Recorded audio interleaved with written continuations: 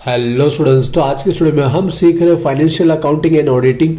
आज का वीडियो दोनों मीडियम के लिए यूजफुल रहने वाला है। दोनों मीडियम में कंप्लीट एक्सप्लेन करने वाला है। जो चैप्टर में स्टार्ट किया उसका नाम है होल्डिंग कंपनी अकाउंट 1 शासक कंपनी ना हिसाब 1, जहां पर under section 212 of Indian company act के अकॉर्डिंग होल्डिंग कंपनी शासक कंपनी को जो स्टेटमेंट रेडी करना पड़ता है, जिसके अंदर गौण कंपनी सब्सिडरी कंपनी के कुछ डॉक्यूमेंट अटैच करने रहते हैं, वो हम इस चैप्टर में सीख रहे हैं। ऑलरेडी इस चैप्टर के 2 वीडियो अपलोड हो चुके हैं। रिक्वेस्ट है वो पहले चेकआउट कीजिएगा, जिससे आपको कैलकुलेशन थोड़ा बहुत आता रहेगा। आज हम क्या कर रहे हैं, आज इंपॉर्टेंट सम्स प्रैक्टिस करने वाले हैं। आज हम आपकी टेक्स्ट बुक्स में देखिएगा क्वेश्चन में 11 होगा, आगे पीछे हो भी सकता है। देखिएगा यहाँ पर हीरल नाम लिखा गया है और दूसरा जो लिखा गया रूचा लिखा गया है। ठीक है, सम्स में क्या क्या सीखने को मिलेगा, वही सेम टॉपिक है और प्रैक्टिस आपकी हो जाएगी। यहाँ पर भी उसी तरह हम लोग को कैलकुलेशन करना है। सबसे पहले हम जो प्रॉफिट है वो दोनों टाइप के प्रॉफिट का कैलकुलेशन कर लेंगे और लास्ट में हमें सम्स में उसका स्टेटमेंट पत्रक रेडी करने के लिए बोला गया है। तो आज ये भी आपको साथ में सीखने को मिलेगा। तो वीडियो इंपॉर्टेंट रहेगा, एंड तक देखना। क्वेरी है तो मुझे कमेंट कीजिएगा। तो चलिए अब सब स्टार्ट करते हैं। तो सबसे पहले रीड कर लेते हैं कौन होल्डिंग कंपनी है और कौन हमारी सब्सिडरी कंपनी, शासक और गौण कंपनी। तो स्टार्टिंग में लिखा गया है हीरल कंपनी लिमिटेड ने क्या किया है, वो होल्डिंग कंपनी है ऑफ रूचा लिमिटेड कंपनी। तो दोनों की इंफॉर्मेशन लिखना चाहो तो लिख सकते हो, आपको पता चलेगा कि हमारी होल्डिंग कंपनी शासक कंपनी कौन है, हमारी हीरल लिमिटेड। बेसिक इंफॉर्मेशन पता रहेगी तो आधा सम्स वहीं पे आपको आसान में आ जाता है। और दूसरी जो सब्सिडरी कंपनी है हमारी, ठीक है, सब्सिडरी कंपनी जो है इस सम्स में हमारी गौड़ कंपनी, तो ऑटोमेटिक समझ गए दूसरी कंपनी का जो नाम था क्या था, रूचा लिमिटेड। अब यहाँ पर समझते, सबसे पहले आपको पता है इस सम्स में 2 ही कैलकुलेशन सबसे मेन होता है। एक जो शासक कंपनी गौड़ होल्डिंग कंपनी होता है, उसका जो इंटरेस्ट जो उसमें होल्ड किया रहता है वो फाइंड आउट करना सबसे मेन होता है। उसके बाद हमें जो प्रॉफिट रहता है, नफो, वो फाइंड आउट करना। ये 2 कैलकुलेशन सबसे पहले करनी है, क्योंकि इसी के बाद हमारा स्टेटमेंट में ये 2 पॉइंट नंबर 6 और 7 इजीली सॉल्व हो जाता है। बाकी सब तो हम ऐसे फॉर्मूले ऐसे ही हमें सम्स में से लिखना रहता है। तो देखिए कैलकुलेशन हम लोग स्टार्ट करते हैं। तो यहाँ पे इन्फॉर्मेशन के अंदर सबसे पहले हम लोग देखते हैं दोनों का ईयर ऑफ एंडिंग क्या है। तो हीरल कंपनी का एंडिंग है 31 मार्च, ठीक है, और जबकि रूचा लिमिटेड का आप देखिए जनवरी से स्टार्ट हो रहा है, तो ऑटोमेटिक समझिए इसका एंडिंग दिसंबर में हो रहा होगा। दोनों का ईयर ऑफ एंडिंग अलग है। यहाँ पर 31 मार्च 2014 मार्च समझना है, और यहाँ पर जनवरी से स्टार्टिंग हो रहा है, मतलब 31 दिसंबर होगा, मतलब 2013 को हो जा रहा होगा। क्लियर है, दोनों में डिफरेंस है 3 मंथ का। तो 3 मंथ का डिफरेंस है। पॉइंट नंबर 8 और 9 हमारा इसमें ऐड हो जाएगा। स्टार्ट करके कैलकुलेशन हमारा जो पत्रक है, पत्रक के अंदर सबसे पहले हम लोग जो है 6 और 7 का कैलकुलेशन कर रहे हैं। बाकी हमको यही सम्स में पूछा गया है। तो स्टार्ट करते हैं। तो सबसे पहले देख लेते हैं हीरल कंपनी यहाँ पर कितने ईयर का, 11, 12, 13 3 ईयर का बताया गया है। तो देख लेते हैं 3 ईयर में उसका होल्डिंग हित कितना था, इंटरेस्ट कितना था, चेंज हो रहा है कि नहीं हो रहा, सारी इंफॉर्मेशन सम्स में हमें दी गई है। तो पॉइंट नंबर पूरा सेकंड हम पढ़ रहे हैं।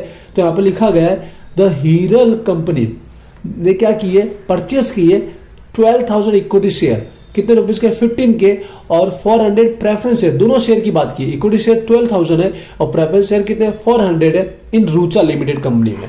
तो यहाँ पर सबसे पहले यहाँ पर ईयर भी लिखा गया आगे जाके ऑन 1 जनवरी 2011 का, ठीक है। ये जनवरी के लिए क्यों लिखा गया, क्योंकि यहाँ पर गौड़ कंपनी का स्टार्टिंग जनवरी और एंडिंग दिसंबर है, इसके लिए।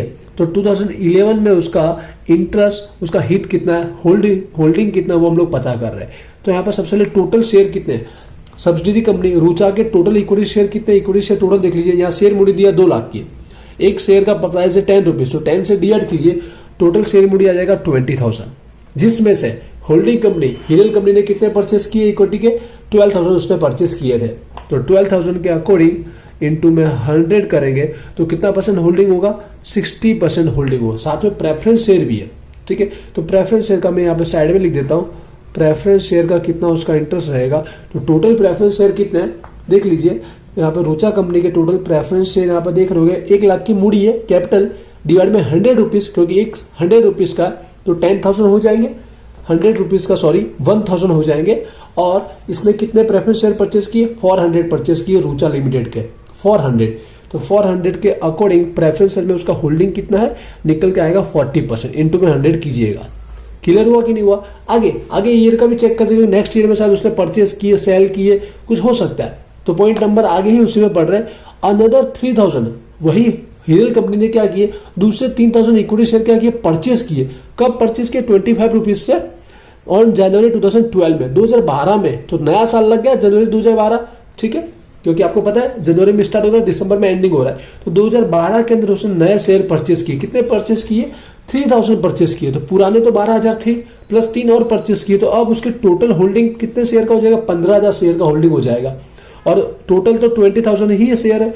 यहाँ पर रूचा के टोटल 20,000 ही शेयर है, जिसमें अब हीरल के 15,000 का होल्डिंग है। तो 15,000 के होल्डिंग के अकॉर्डिंग 2012 में उसका कितना परसेंट निकल के आएगा? 75% होल्डिंग निकल के आएगा। क्लियर हो जाएगा? बेसिक है, कैलकुलेशन समझते रहेंगे आप आ जाएगा। पॉइंट नंबर 3 आगे पढ़ते हैं हम लोग। अब रूचा ने क्या किया, जो हमारी गॉड कंपनी है, सब्सिडरी कंपनी, उसने क्या किया? इशू किए बोनस शेयर दिए अपने शेयर होल्डर को। तो 100% शेयर होल्डर बनने वाले हैं। किसका अकॉर्डिंग? ये रेशियो देखिएगा, 1 equity share for every 2 equity share. Bonus दिया 1 इक्विटी फॉर एवरी 2 इक्विटी, 2 के सामने 1 का बोनस दे दिया गया है अपना रिजर्व का यूज करके 2013 में। तो 2013 के अंदर यहाँ पर देखिए, यहाँ पर जो सब्सिडरी कंपनी के 20,000 शेयर थे ना, वो अब इंक्रीज होने वाला है क्योंकि उसने बोनस दिया। तो बोनस शेयर का यहाँ पे हम लोग कैलकुलेशन कर लेते हैं कि कितने बोनस शेयर इंक्रीज हुए। 2 के सामने 1, 2 उसके इक्विटी शेयर होंगे तो उसको 1 बोनस दिया जाएगा। टोटल 20,000 थे, 20,000 शेयर थे, ठीक है। तो टोटल में कितना आ जाएगा? इंक्रीज कितना होगा? तो यहाँ पर इंक्रीज हो जाएगा 10,000 शेयर का। प्लस करना है, 20 पुराने थे प्लस बोनस दिए 10,000, तो टोटल अब 30,000 के हो जाएंगे शेयर, ठीक है। किसके? रूचा लिमिटेड सब्सिडरी कंपनी के। साथ साथ में अब जो हमारा होल्डिंग कंपनी के भी इंक्रीज हो गए। क्यों? क्योंकि उसमें 15,000 शेयर होल्डर तो उसके थे ना, तो उन शेयर होल्डर को भी बोनस मिला होगा। जब याद रखिए बोनस शेयर दिया जाता है तो दोनों में इंक्रीज होगा, दोनों में। यही इसी तरह हम कैलकुलेशन करेंगे, 2 पे 1 तो 15,000 पे कितना? इस किसका कर रहे हैं? होल्डिंग कंपनी का, हीरल का कर रहे हैं। तो यहाँ 15,000 इंटू में 1 डिवाइड बाई 2, 7,500 क्या करना है? प्लस करना है। तो 15,000 प्लस 7,500, तो उसके टोटल 22,500 हो जाएंगे, ठीक है। दोनों में इंक्रीज होगा बोनस शेयर जब भी दिए जाएंगे। बट आपको एक इंटरेस्टिंग चीज बताऊंगा, रेशियो में कोई चेंजेस नहीं होगा। होल्डिंग का जो परसेंटेज में कोई चेंजेस होगा नहीं। एमसीक्यू में आता है बोनस शेयर अगर इश्यू किए जाते हैं तो क्या होल्डिंग कंपनी के शेयर में कुछ चेंजेस होता है, इंक्रीज होता है कि डिक्रीज होता है? तो नो चेंज, वही का वही रहेगा, क्योंकि ऊपर नीचे दोनों में सेम रेशियो के अंदर सेम रेशियो में क्या होता है? इंक्रीज होता है। इसके लिए कोई होल्डिंग के परसेंट में चेंजेस होता नहीं है। ये न्यू पॉइंट आप माइंड में जरूर रखिएगा। क्लियर हो गया? वही 3 साल का हमने निकाल दिया।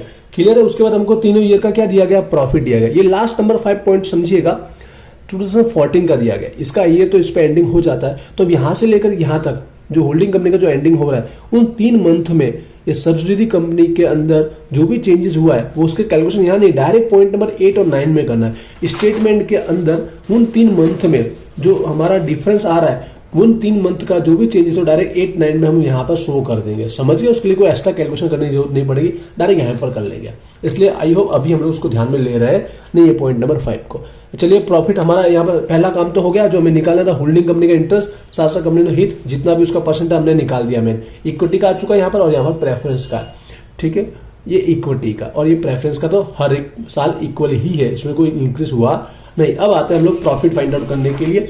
सेकंड हमारा मेन टॉपिक हो रहा है टेबल क्रिएट करना है, जो प्रॉफिट का डिस्ट्रीब्यूशन, नफा नहीं बेचने का टेबल क्रिएट करना, जिसके बेस पर कैलकुलेशन करना एकदम आसान हो जाता है। और जितने भी अगर कुछ भी नया टॉपिक दिया होगा तो टेबल के थ्रू हमारा इजीली सॉल्व हो जाता है। डायरेक्ट कैलसी में करते थोड़ा डिफिकल्ट पड़ता है, क्योंकि इसके बाद में आपको होगा तो न्यू सम्स और भी चला रहा वाला, अभी बता देता हूँ। जो हम सॉल्व करेंगे सम्स 2015 में जो पूछा हुआ सम्स है वो हम नेक्स्ट वीडियो में सॉल्व करेंगे, और 2014 भी करेंगे, जिससे आपको टेबल का इंपोर्टेंस और समझ में आएगा। इसके बाद अपलोड होने वाला नेक्स्ट वीडियो भी जरूर चेकआउट कीजिएगा। तो चलिए अब हम लोग आगे का प्रोसेस फॉलो करते हैं।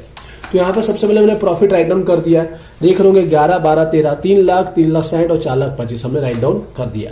अब आपको पता है इसमें प्रेफरेंस होल्डर थे, तो सबसे पहले क्या माइनस करना रहेगा? आपको प्रेफरेंस डिविडेंड माइनस करना रहेगा, क्योंकि सबसे पहले नफों में से ये नफो जो टैक्स और इंटरेस्ट के बाद का ही है।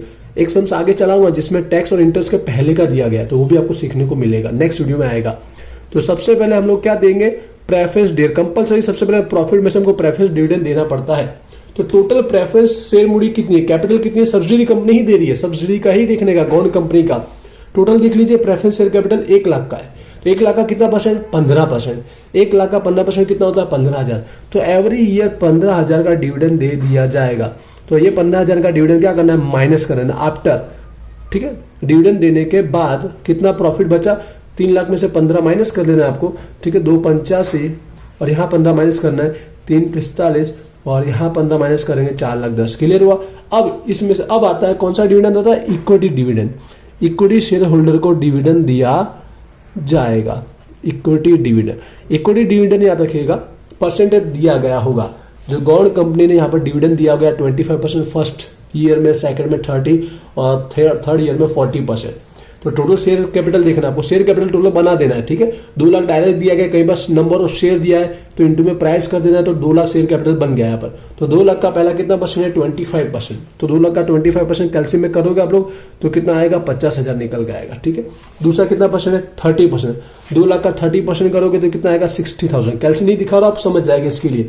40%, 2 लाख का अगर 40% करोगे आप लोग तो निकल के आएगा, सॉरी लास्ट ईयर आपको 2 लाख का नहीं करना है, क्योंकि यहाँ पर अभी वापस आपको रिमाइंड कराऊंगा। फर्स्ट ईयर तो वही 20,000 के अकॉर्डिंग 2 लाख का शेयर मूल्य था, सेकंड भी 20,000 के अकॉर्डिंग 2 लाख था, लेकिन थर्ड ईयर इंक्रीज हुआ था। थर्ड ईयर क्या था, इंक्रीज हुआ था, टोटल कितने हो गए थे, 30,000 शेयर होल्डर हो गए थे, 30,000। तो 30,000 इंटू में 10, 3 लाख हो गए, ठीक है, समझे।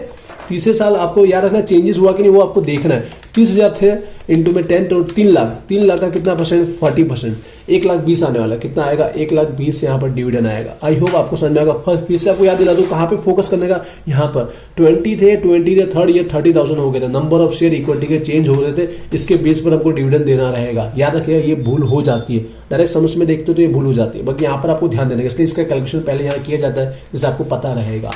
1,20,000 समझ में आ गया।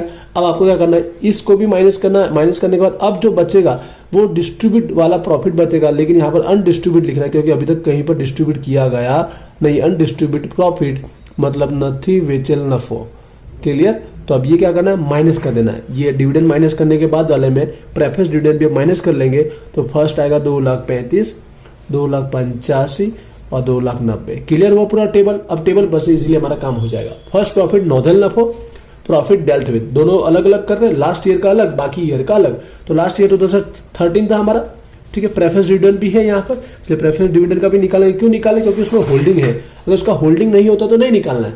होल्डिंग 40% है, इसके लिए निकालना है। तो टोटल डिविडेंड कितना, 15,000 है। लास्ट ईयर का 15,000 है, हर ईयर का सेम ही है। 40% के अकॉर्डिंग यहाँ पर कितना आ जाएगा, उसका 6,000 का डिविडेंड आ जाएगा जो उसको मिला है। इक्विटी के अंदर टोटल कितना, इक्विटी का 1,20,000 है, इक्विटी का 1,20,000 है। और इक्विटी में कितना परसेंट होल्डिंग है यहाँ पर देखिएगा, sorry last year 75, 2013 last year 75। Previous video देखेंगे, अभी आपको इजीली समझ में आ रहा होगा, इसलिए स्टार्टिंग से वीडियो देखते रहिएगा और वीडियो हमेशा एंड तक देखिएगा। अगर आपको कहीं पर कंफ्यूजन है तो एंड तक जब देखेंगे तो क्लियर हो जाएगा। टोटल मान लीजिए 96,000 का निकल के आया, समझ में आया। अब प्रीवियस ईयर का भी कर लेंगे, उसके बाद 2 प्रीवियस ईयर 11-12 का सेम। प्रेफरेंस डिविडेंड चाहो तो आप एक साथ में टोटल कर सकते हो या अलग अलग भी आप लिख सकते हो, तो मैंने यहाँ पे अलग अलग लिखा हुआ है। प्रेफरेंस शेयर डिविडेंड तो ये 15,000 ही है, 15,000 ही है। यहाँ पर अगेन परसेंट तो वही हमारा 40% है और 40% है, कोई चेंजेस नहीं है। तो वही फर्स्ट 6,000 ही आएगा, इस साल भी 6,000 ही आएगा। इक्विटी में ध्यान रखिएगा, यहाँ 50,000, यहाँ पर 60,000, यहाँ 50,000 का डिविडेंड था, यहाँ पर 60,000 का डिविडेंड था। अब यहाँ पर देख लीजिएगा होल्डिंग कितना है, 2011 में 60, 2012 में 75, ठीक है। 2011 में कितना परसेंट था, 60% था, 2012 में 75% था। क्लियर हो रहा है कि नहीं, कहाँ से परसेंट ला रहे, क्या करें। 50 का 60% के हिसाब से यहाँ पर निकल के आएगा हमारा 30,000 का अमाउंट। तो यहाँ पर टोटल हम लोग लास्ट में कर लेंगे, और यहाँ पर 60 का 75% के हिसाब से करेंगे तो 45 आएगा, ठीक। पहले यहाँ पे देखें तो 36,000 हो रहा है और यहाँ पे देखें तो 51 हो रहा है। और ग्रांड टोटल कर लेते हैं, फर्स्ट और सेकंड मतलब प्रीवियस ईयर का टोटल कर लेते हैं। ग्रांड दोनों का ग्रांड टोटल आप करोगे ना तो कितना हो जाएगा, 87,000 हो जाएगा, जो हम लोग आगे जाके स्टेटमेंट में हम लोग दिखा देंगे। क्लियर हुआ कि नहीं हुआ। अब याद रखिएगा एमसीक्यू में क्या आता है, जो प्रॉफिट डेल्ट विथ होता है नॉर्दर्न नफो, ये हमेशा डिविडेंड में से दिया जाता है इक्विटी के। लेकिन प्रॉफिट नॉट डेल्ट होता है नदी नॉर्दर्न नफो, ये अनडिस्ट्रीब्यूट नफो प्रॉफिट में से दिया जाता है। ये एमसीक्यू में बनता है, आपकी बुक में एमसीक्यू नहीं है तो सम्स में से ही बनता है, आपको इसलिए बेसिक पता होना चाहिए। चलिए 2013 लास्ट ईयर की बात करते हैं। इसमें आपको अनडिस्ट्रीब्यूट प्रॉफिट में से निकालना रहेगा, ठीक है। तो क्योंकि ये प्रॉफिट हमको नहीं मिला, उसमें से ही निकालना हिस्सा जो डिस्ट्रीब्यूट नहीं किया गया, अगर किया गया तो उसको इतना हिस्सा मिलता है होल्डिंग कंपनी का जो बनता है। 2013 में प्रॉफिट कितना था, 2,90,000। तो 2,90,000 के अंदर रेशियो तो वही रहेगा, इक्विटी का देखना है। प्रेफरेंस इसमें क्यों नहीं आता है, तो समझने वाली बात है क्योंकि यहाँ पर प्रॉफिट की बात की गई है। क्योंकि प्रेफरेंस होल्डर को प्रॉफिट नहीं मिलता है, उनको ओनली डिविडेंड मिलता है, लेकिन इक्विटी शेयर होल्डर को प्रॉफिट भी मिलता है, इसलिए प्रॉफिट का ही इक्विटी का ही गिना जाता है। तो 2,90,000 और यहाँ पर 75% है, ठीक है। पीछे से भी आप देख सकते हो 2013 में तो होल्डिंग 75% ही था, तो उसके अकॉर्डिंग निकल के आएगा 2,17,500 हो गया। प्रीवियस ईयर का देख ले 11-12 का, तो 2,85,000 और 2,35,000, 11 में 2,35,000 था तो 12 में 2,85,000 था। उसके अंदर भी परसेंट में उसी तरह वही कैलकुलेट यहाँ से देख लूँगा तो भी चलेगा, 60% और 75%, क्योंकि होल्डिंग तो सेम ही है, 60% और 75%। तो यहाँ पर निकल के आएगा अमाउंट 1,41,000 और यहाँ पर 2,13,750 और कर सकते हो अब इसका भी टोटल निकल के आएगा 3,54,750। आई होप दोनों कैलकुलेशन आपको समझ में आएगा। अब हम लोग आते हैं फाइनल लास्ट जो हमें स्टेटमेंट पत्रक मांगा गया, बहुत ही बेसिक है, जो 2 चीज चाहिए हमने निकाल दिए, बाकी लिखते हैं कैसे आपको यहाँ पर समझ में आएगा। मैंने इंग्लिश में निकाला, गुजराती वाले भी समझ जाएंगे, फॉर्मेट मैंने फर्स्ट वीडियो में समझाया और आप अपनी बुक में देखेगा आपको मिल जाएगा। जैसे मैंने आपको बताया बुक में कहाँ पर होता है, स्टार्टिंग का पॉइंट नंबर जो 4 दिया गया है वहाँ पर आपको कंप्लीट स्टेटमेंट दिया गया है, ठीक है। गुजराती वाले देख के यहाँ पे समझ जाएंगे, बिल्कुल आ जाओ ना, गुजराती में मैं समझा ही रहा हूँ। तो स्टेटमेंट जो होल्डिंग कंपनी वो होल्डिंग कंपनी रेडी कर रही है, जहां पर स्टेटमेंट में कौन से सब्सिडी कंपनी के यहाँ पर डॉक्यूमेंट अटैच किए जाएंगे वो यहाँ पर लिखा गया है। तो सबसे पहले बैलेंस शीट, आपको कौन सी चीज ध्यान रखनी है वो ध्यान रखिएगा। तो जो यहाँ से चेंज होगा, जो मैंने यहाँ पर चेंज किया ना, यहाँ से चेंज होता है, बाकी सब सेम टू सेम ही लिखा जाता है। जो सब्सिडी कंपनी का नाम है रूचा लिमिटेड, बस इसका नाम चेंज होता रहेगा हर सम्स में। सबसे पहले बैलेंस शीट की उसका एंडिंग ईयर आपको देखना है। तो लास्ट ईयर कौन सा था उसका एंडिंग, जैसे हमने सम्स में देखा है, ठीक है, 31 दिसंबर का एंडिंग है 2013। तो यहाँ पर आपको लिख देना है, उसका बैलेंस शीट हम लोग बता देंगे 31 दिसंबर 2013 का जो एंडिंग का बैलेंस शीट का कॉपी उसमें हम लोग ऐड कर देंगे, नकल ऐड कर देंगे। उसी तरह प्रॉफिट लॉस, नफा नुकसान का भी हम लोग इसी तारीख का उसका जो कॉपी रहेगा वो हम लोग अटैच करेंगे। ये तारीख कौन सी है, जो सब्सिडी कंपनी गवर्नमेंट कंपनी का जो एंडिंग है ना वो लिखा गया, होल्डिंग कंपनी का नहीं। उसी तरह बोर्ड ऑफ डायरेक्टर का जो रिपोर्ट है वो भी इस तारीख का जो रहेगा वो हम लोग अटैच कर लेंगे। बस यहाँ से यहाँ तक आपको चेंजेस होगा हर एक सम्स में। ऑडिटर का रिपोर्ट है वो भी इस तारीख का जो भी आया होगा हम लोग अटैच करेंगे। लास्ट ईयर फाइनेंशियल ईयर का हम लोग ऐड कर रहे हैं सब्सिडी जो हमारी गवर्नमेंट कंपनी है उसका। नंबर 5 में समझिएगा, होल्डिंग कंपनी जो हिरल है उसने कितने इक्विटी शेयर होल्डर होल्ड किए हुए, साथ में प्रेफरेंस किए तो वो भी कितने होल्ड किए यहाँ पर बता देना आपको। वो भी लास्ट ईयर का 2013 का 12 तक का, उसके बाद में उसने होल्ड किए होंगे लेकिन वो यहाँ नहीं दिखाना है। इसका जो एंडिंग है ना सब्सिडी कंपनी का, वहां तक उसका कितना होल्डिंग है वही बताना है, इसलिए ये कैलकुलेशन हमने किया है वही बताना। 75% है 22,500, ठीक है। नंबर ऑफ शेयर इक्विटी के कितना है 22,500 और परसेंटेज में कितना हो रहा है 75%।